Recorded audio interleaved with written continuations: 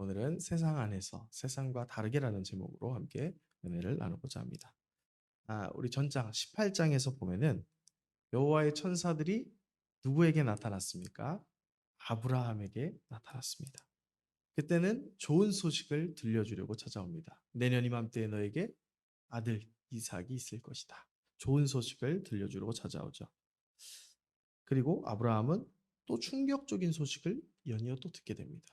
그게 무슨 소식이냐면 조카 롯이 살고 있는 이 소돔성과 고모라성, 인근의 고모라성에 사람들의 죄악이 너무나 심각해서 하나님께서 이곳을 완전히 진멸하시겠다는 소식을 듣게 됩니다.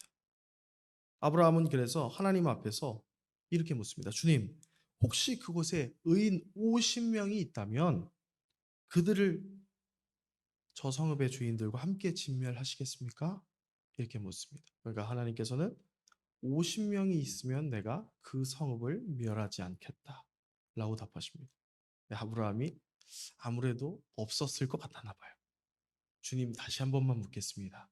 45명이면은요. 45명도 멸하지 않겠다. 40명이면은요. 30명이면은요. 20명이면은요. 그 다음에 마지막에 10명까지 깎습니다. 10명이면 어떻게 하시겠습니까? 10명이어도 내가 멸하지 않겠다. 여기까지 아브라함이 하나님과 협상을 합니다. 그리고서 이제 천사들은 이 소돔성으로 갑니다. 그 저녁 때에 이 조카 롯이 성문 앉아 있을 때에 그 천사들이 들어오는 것을 보게 되는 것이죠.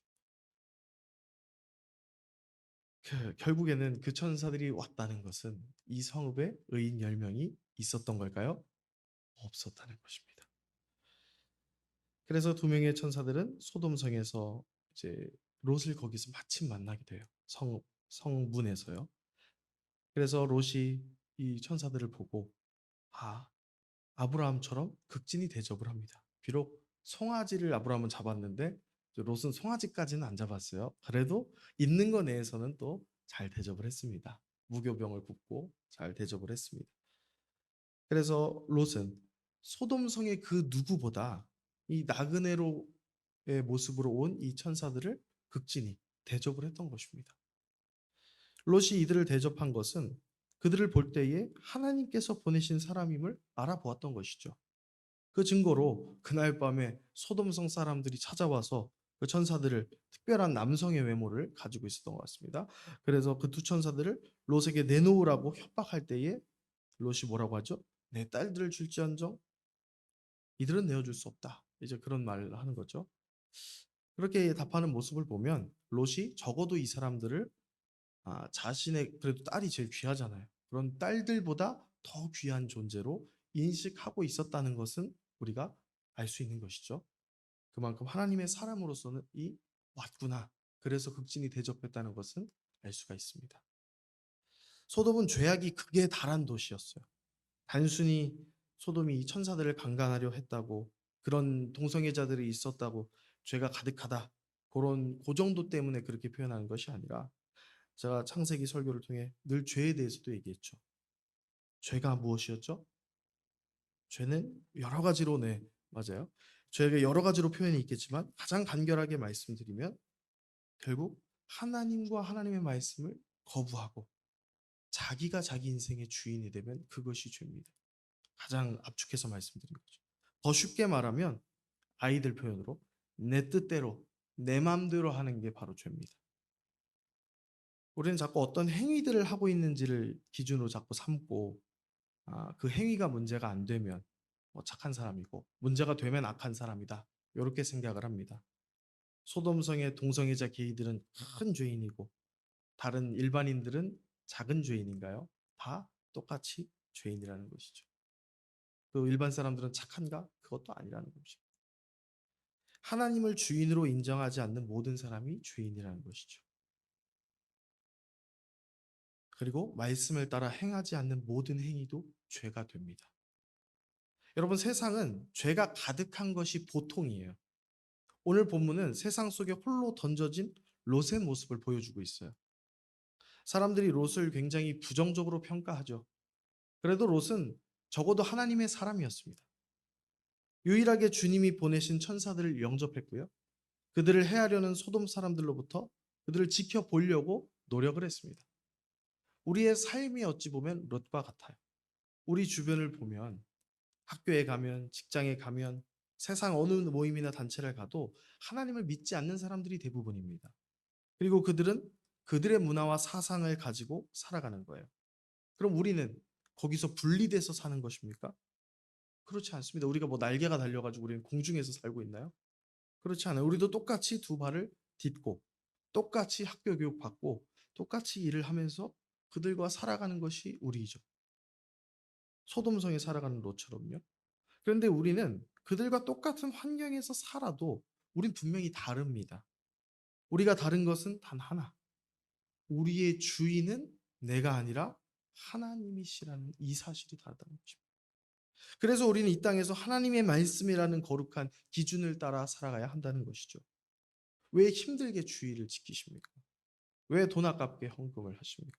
왜 이 자리에 나와서 지금 예배드리고 계십니까? 답은 간단합니다. 우리는 이 모든 것의 목적이 바로 이 하나님과의 관계, 이 샬롬의 관계를 위해서 우리는 이 모든 것을 하고 있다는 것입니다. 주님 안에 있기 때문에, 주님의 이 평안 안에 우리 있기 때문에 이 모든 것을 하는 것이지, 그리고 이것을 계속해서 누리기 위해서 우리가 이 모든 것을 하는 것이라는 것이죠. 성도가 성도인 이유는 하나님과의 관계로 성도의 기준이 있는 거예요. 그분의 자녀이기 때문에 우리는 성도인 겁니다. 만약 말로는 성도인데 하나님의 말씀을 전혀 안 듣고 예배도 예물도 그 어떤 신앙생활도 거부한다면 우리는 그 사람을 성도라고 인정하지 않습니다. 말만 난 성도야. 그런 사람들이 있어요. 세상에서 만나면 아무런 예수님에 대한 신앙의 고백이나 아무런 것이 없는데 나 어렸을 때 교회 다녔어. 나 성도야. 모태 신앙이야. 이런 사람들 굉장히 많죠. 근데 한 번도 예배하러 나오지 않고 한 번도 기도하지 않고 아무것도 주님을 위해서 하지 않는다면 우리는 그 사람을 성도로 볼 수 있습니까? 그렇지 않다는 것입니다. 제가 아내와 아이들을 사랑하면 자연스럽게 함께 집안일도 감당하고 그들을 잘 섬기고 가족을 위해서 자연스럽게 헌신하게 되는 거죠. 제가 저를 위해서 쓰는 돈은 뭐 가끔씩 사 먹는 음료나 간식 말고는 없어요. 그래도 제가 가족들을 섬기고 돌볼 수 있음에 또 제가 예베리 예보미에 또 아버지로 사는 것에 또 우리 김혜수 전사님 남편으로 사는 것에 제가 행복하게 잘 살고 있습니다. 왜냐하면 이 관계가 있기 때문에 이 관계를 위해서 뭘 해도 힘들지 않은 거예요. 왜냐하면 이 관계 안에서의 행복을 누리고 있기 때문이죠. 우리가 세상에 살아도 다들 놀러 가는 이 시간에 나와서 예배하고 또 우리가 11조와 예물을 기쁨으로 주님께 드리고 거룩하게 주의를 지키고 주님의 말씀을 지키고 나누고 기억하고 순종하는 이 모든 것들은 결국에는 왜 하는 거죠? 나 스스로가 하나님의 성도, 나 하나님의 자녀야. 하나님과의 관계를 우리가 기억하고 그 정체성을 가지고 있기 때문에 우리가 이 신앙 생활을 하고 있는 것입니다. 그러나 우리가 세상 속에서 살다 보면 자꾸 타협하는 모습들을 배워가고 세상으로 이렇게 기울기 시작합니다.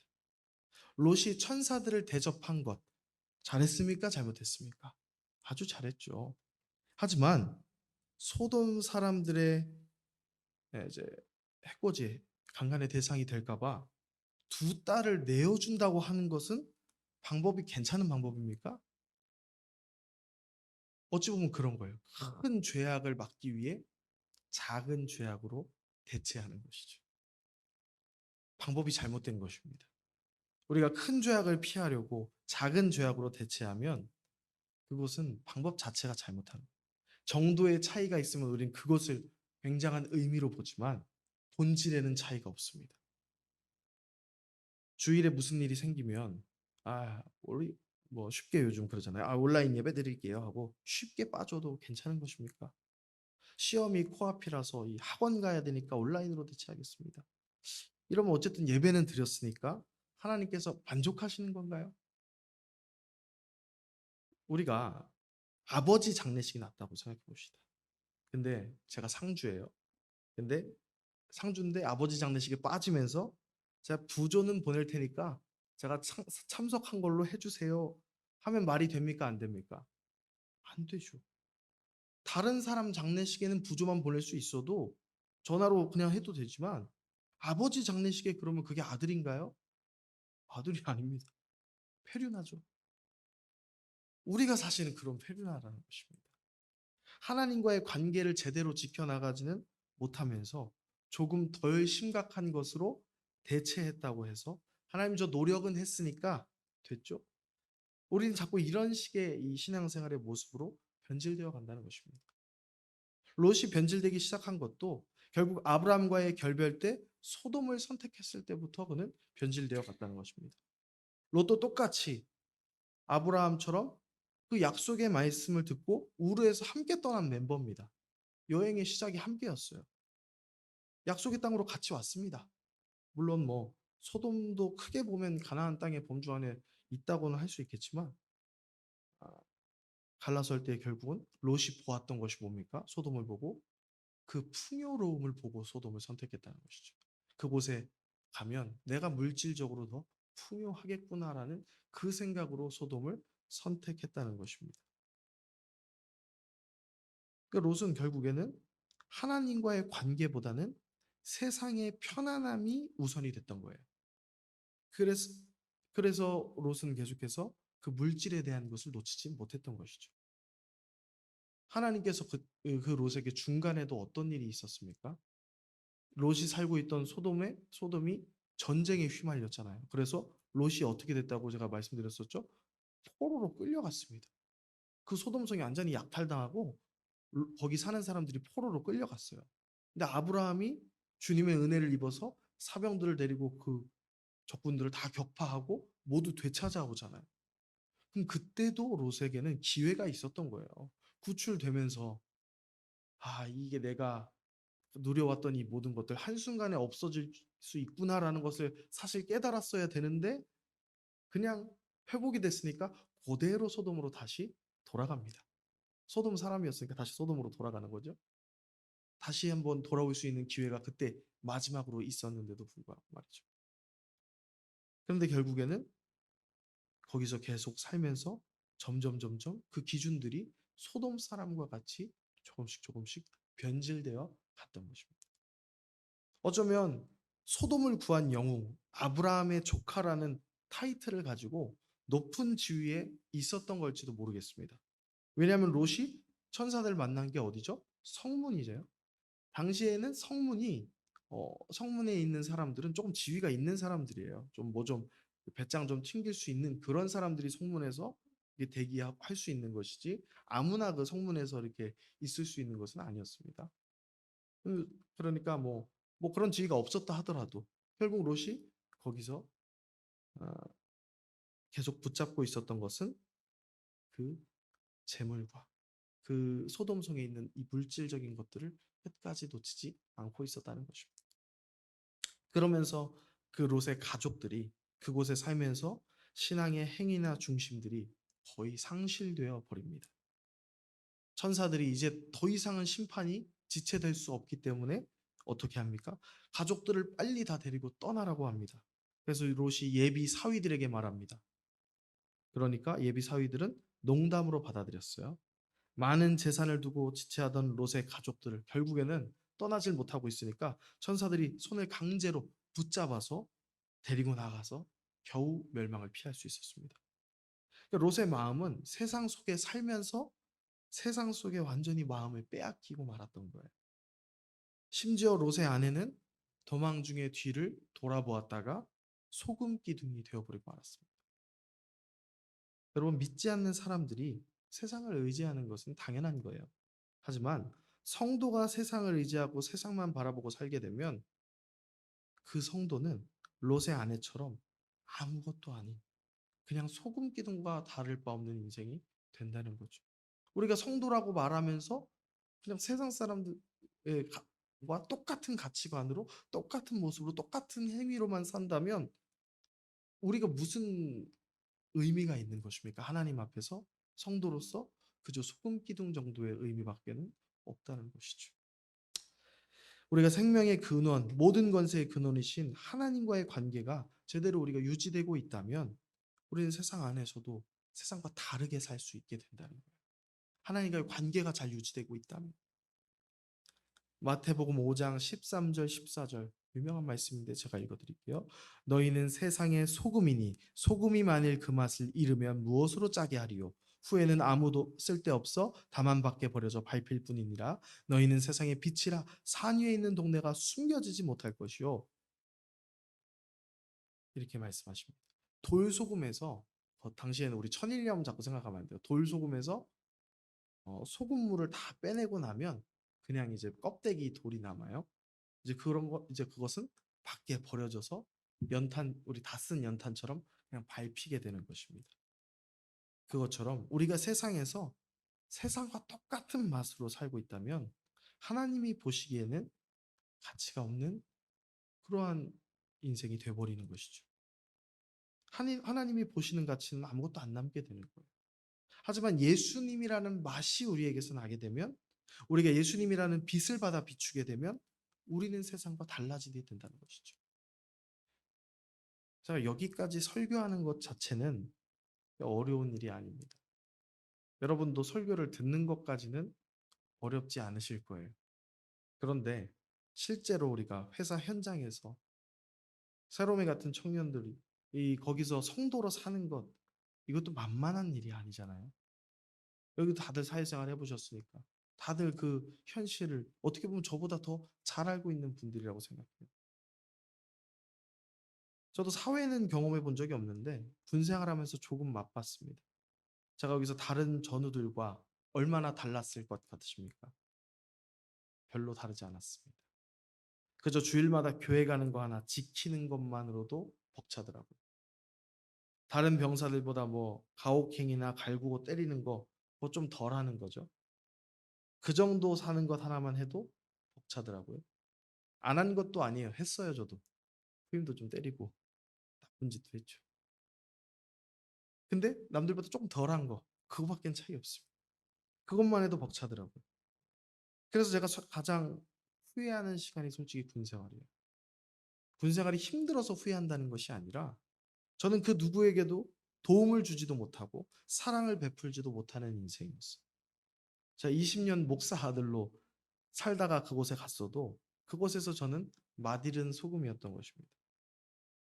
그래서 저는 거기가 힘들어서가 아니라 성도로서 제대로 살지 못했기 때문에 그 군 생활이 제일 후회스럽습니다. 그래서 제가 다시 나중에 장교로 가려고 했던 거예요. 다시 간다면 내가 그 누군가에게 소금이라도 되고 빛이 되어 주려고 했던 거예요. 롯처럼 그냥 내 신앙 겨우 지켜내는 그런 생활이 아니라 그런 성도가 아니라 아브라함처럼 주님을 위해서 헌신하고 그분의 자녀라는 그런 삶이 드러나고 싶은 성도가 저도 되고 싶었던 거죠. 근데 저도 실패했어요. 거기서. 근데 제가 무슨 자격으로 여러분에게 여러분은 무조건 이런 삶을 살아내야 됩니다. 라고 제가 무슨 자격으로 강요할 수 있겠습니까? 하지만 그렇다고 해서 우리가 포기해야 합니까? 우리가 정말 포기해야 됩니까? 잘 안 되니까. 하지만 분명히 변화된 신앙의 선배들이 역사 속에 성경 속에 가득하게 있습니다. 기록이 돼 있어요. 우리가 몇십 년 전까지만 해도 엄청난 신앙의 선배들이 이 땅에 얼마나 많았는지 모릅니다. 그럼 그분들과 우리가 다른 게 무엇입니까? 그분들은 유전자가 다릅니까? 소위 말하는 정자가 달라서 그런 겁니까? 아니에요. 똑같습니다. 그들도 세상 속에서 세상과 다르게 살려 했으나 많이 실패했었죠. 그러나 그들이 끝까지 포기하지 않는 두 가지가 있었어요. 같이 따라해 볼게요. 말씀과 순종. 순종. 네. 이 말씀과 순종 이 두 가지가 계속 있는 사람은 결국 하나님께서 변화시키셔서 사용하셨습니다. 자, 시편 1편에서 1편 1절에서 3절 읽어드릴게요. 복 있는 사람은 악인들의 꾀를 따르지 아니하며 죄인들의 길에 서지 아니하며 오만한 자들의 자리에 앉지 아니하고 오직 여호와의 율법을 즐거워하여 그의 율법을 주야로 묵상하는도다. 그는 시냇가에 심은 나무가 철을 따라 열매를 맺으며 그 잎사귀가 마르지 아니함 같으니 그가 하는 모든 일이 다 형통하리로다. 아멘. 열매 맺는 이 순종의 인생에는 단 하나의 비결 오직 여호와의 말씀을 즐거워하여 그 말씀을 주야로 묵상하는 사람. 이 세상이 말하는 것, 여기에는 오직 파멸과 죽음이 있다는 것을 우리는 자꾸 배우잖아요. 배워서 알고는 있어요. 지식적으로는 알아요. 그런데도 자꾸 잊어버리고 세상으로 빠져들어요. 자꾸 빠져들 때 우리가 이것을 벗어나는 유일한 방법이 계속해서 내 심령 속에 말씀을 채우고 채워서 세상과 사단의 권세가 나를 지배하려고 할 때마다 그 말씀의 권세로 그것을 밀어내는 것이 바로 우리가 할 수 있는 가장 강력한 방법이라는 것입니다. 이게 안 되면 목사든 장로든 권사든 결국 그 어떤 성도도 이게 안 되면, 이것이 멈춰지면, 말씀을 묵상하는 것이 멈춰지면 결국 롯처럼 맛իր은 성도가 되는 거예요. 성도는 되지만 결국 세상과의 싸움은 고사하고 주일 지키는 거 하나 세워지지를 않아서 시간을 지체하다가 마지막 심판 때에 그 불타는 소돔을 두고 끌려나가는 것처럼 주님 만나러 가는 삶이 될 수밖에 없다는 것입니다. 성도도 말씀이 없으면 그렇게 된다고요. 근데 거기서 가장 슬픈 것이 무엇인지 아십니까? 롯에게 가장 슬픈 것이 무엇입니까? 결국 그 가족들입니다. 롯의 아내는 소금 기둥이 되고 롯의 딸들은 남편감이 없다고 나중에 아버지에게 술을 먹여서 아버지와 관계해서 자녀들을 낳는, 대를 이어가는 비극이 일어납니다. 하나님의 말씀 안에 있었다면 롯의 가족이 이렇게 되겠겠습니까? 그저 나는 그 불타는 소돔에서 롯은 구원받았을지 모르지만 그 이후에 롯의 이야기가 없어요. 그런 그저 어떻게 보면 참담한 이야기로 그 롯은 인생을 마감하게 된 것을 모르겠습니다. 롯도 구원은 받은 거죠. 하나님의 사람으로서. 근데 그 인생이 즐거운 인생으로 보이십니까? 마지막까지 그 재물들을 놓지 못해서, 소돔에 있는 재물들을 놓지 못해서 끝까지 붙들고 있다가 마지막에 결국에는 비참한 가족사를 맞이하게 되는 그 롯의 인생들을 보면서 우리가 그렇게 롯처럼 살면 무조건 그렇게 된다는 뜻이 아니에요. 하지만 결국 우리의 방향이 롯처럼 가만히 하나님의 말씀 없이 그냥 내 신앙 지키는 것 하나로도 그냥 벅차가지고 허덕거리는 인생이 되다 보면 우리는 그냥 그렇게 인생이 끝나가 버릴 수밖에 없다는 거예요. 그래서 저도 창세기 설교를 여기까지만 하려고 해요. 우리가 여기서 이제 함께 선택했으면 좋겠습니다. 내가 롯처럼 그냥 내 신앙 그냥 하나 지키기도 버거워서 그냥 허둥대다가 내 가족들, 내 주변 사람들 죄악의 구렁텅이에 빠져 죽어가는 걸 보다가 마지막 날 천국에 갈지, 아니면 주님의 말씀을 따라서 세상의 빛과 소금으로 우리가 살도록 기도하면서 말씀을 주야로 묵상하면서 살지, 우리가 이제는 선택해야 한다는 것입니다. 저도 제가 뭐 잘나서 말씀드리는 거 아니라고 말씀드리잖아요. 저도 이미 실패했어요. 이제 다시 또 시도해보겠지만 저도 한번 실패해봤습니다. 물론 뭐 어려서 혹은 말씀을 잘 몰라서 핑계는 될 수 있겠지만 전 정말로 거기서 전 실패자라고 느꼈어요. 저는 적어도 내가 그리스도인인 줄 알았거든요. 근데 거기서 저는 허물만 그리스도인이었더라고요. 그래서 제가 거기서 다시 한번 주님을 만나고 여기까지 그래도 주님을 위해서 살아야겠다라는 방향을 거기서 돌려서 그래도 조금이라도 더 자라서 저도 여기까지 올 수가 있었습니다. 사랑하는 성도 여러분도요. 저도 마찬가지 다 포함해서 우리는 아무 능력 없어도요. 함께 도전했으면 좋겠습니다. 여러분도 함께 신앙의 도전 함께 시작했으면 좋겠어요.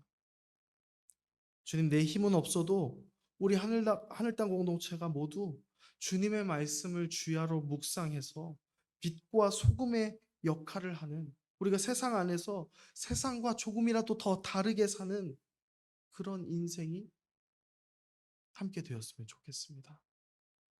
그리고 오늘의 이 말씀을 기억하면서 우리 연약해서 할 수 없어도 주님의 말씀 붙들고 세상 안에서 세상과 다르게 사시기를 주님의 이름으로 축복합니다.